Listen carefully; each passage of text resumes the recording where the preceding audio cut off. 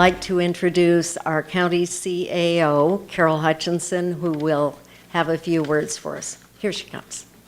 Hi, everyone. Thanks, Melissa. Thanks for a moment of tonight's agenda. I'm so thrilled to see the slogan up here. We've seen that a lot throughout all of the disasters here in Lake County. I don't think it's a slogan for us at all, though. It's really become our way of life. And so much of what Melissa said is true about the strength of our people. The wildfires that have impacted our county are truly unprecedented. They have an incredible impact on everything here. Local government plays a significant role in the long-term recovery effort, but there are also many, many needs that go far beyond the mission and capacity of government.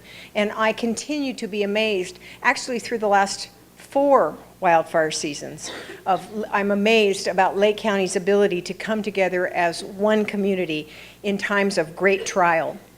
Since 2008, Lake County has faced a series of unprecedented challenges, not just the wildfires. Few places were hit harder by the Great Recession, and the effects of that still linger here. Like many other small counties, before the string of disasters began, we still hadn't rebounded from the Great Recession. And now, with the losses that have come with all of the disasters, our property tax revenues remain at about 80% of pre-recession revenues. Property tax values are a major driver of county services. In particular, law enforcement is funded with about 51% of those total revenues that are way off the mark. Transient occupancy tax, that's another tax which probably is near and dear to your hearts because it is used largely to generate local tourism and marketing efforts. That too is down by half as a result of the Great Recession and then the compounding effects of the disasters and the resorts lost and impacted. Who could believe what has happened again here in the summer of 2018? I found myself without words. I'm struggling to come up with words to describe our circumstances. Unbelievable. And now the River and Ranch fires, known together as the Mendocino Complex, the largest wildfire event in the state of California. Each time one of these happens, it's going back to the Rocky. I remember the Rocky. We lost 50 homes in the Rocky, and we thought it was the worst thing we could ever have dealt with, far exceeded our capacities. And here we are about 2,000 homes later and still not gaining ground on this wildfire crisis that keeps hitting us. So that largest event that hit us just weeks ago struck a community that is obviously already struggling. The amount of stress and anxiety impacting our communities, impacting us, is unparalleled. The PTSD that arises up in our people every time they hear a siren or get a nixle on their cell phone, it's unbelievable. There I go with that word.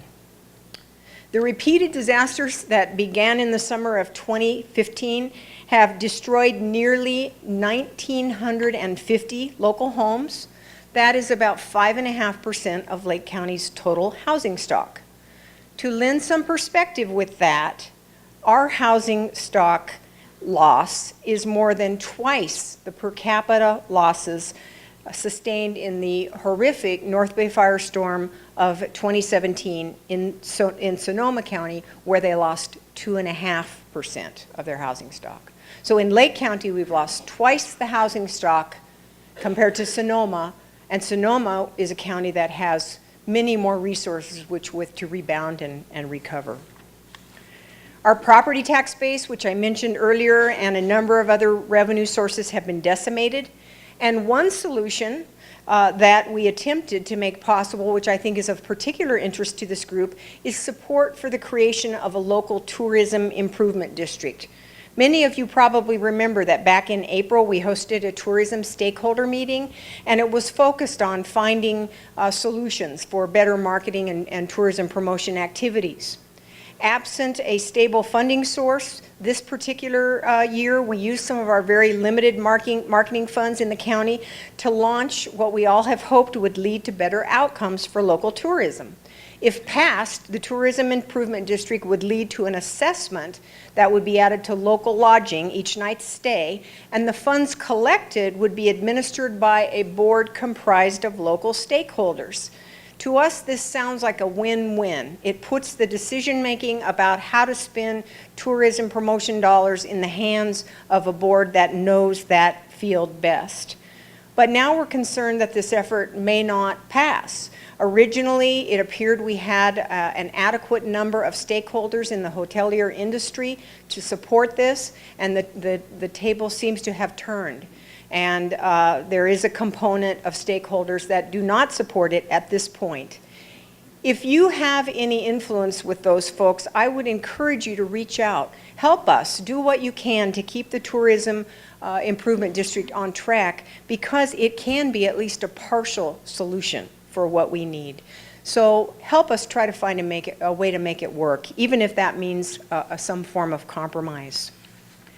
Regardless of the financial challenges Lake County is facing, the County of Lake, as in terms of the government, we still remain dedicated to our purpose, and that is to promote the well-being of every resident and our distinct communities, create effective and collaborative policy to promote a thriving, sustainable economy and environment, maintain transparency, accountability, and quality services. These principles guide every step we take as we do our work. And no matter the challenges we face, we stand with and for Lake County.